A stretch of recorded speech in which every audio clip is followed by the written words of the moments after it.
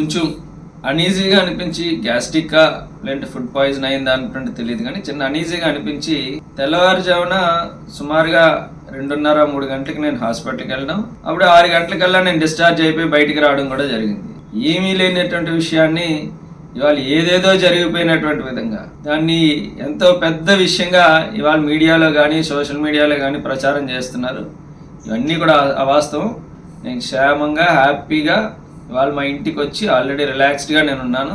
మా కుటుంబ సభ్యులందరితో కూడా బాబుని ఇప్పుడే సిల్వర్ ఓక్ స్కూల్లో కూడా బాబుని కూడా జాయిన్ చేయడం, ఇవాళే జాయిన్ చేయడం కూడా జరిగింది. అంతా హ్యాపీగా ఉంది. ఎవరు ఎటువంటి సందేహాలు, ఇటువంటి వార్తలు వీటిని కూడా నమ్మకూడదని చెప్పి మరీ కోరుకుంటూ ప్రజలందరి దీవెనలు ఆశీస్సులతో మరింతగా పార్టీని బలోపేతం చేయడానికి మళ్ళీ ఏదైతే మనం అనుకున్న షెడ్యూల్ ప్రకారం కార్యక్రమాలన్నీ కూడా సవ్యంగానే జరుగుతాయి. రేపు ఎల్లుండి నుంచి మళ్ళీ అందరికీ కూడా అందుబాటులో కూడా ఉంటాను.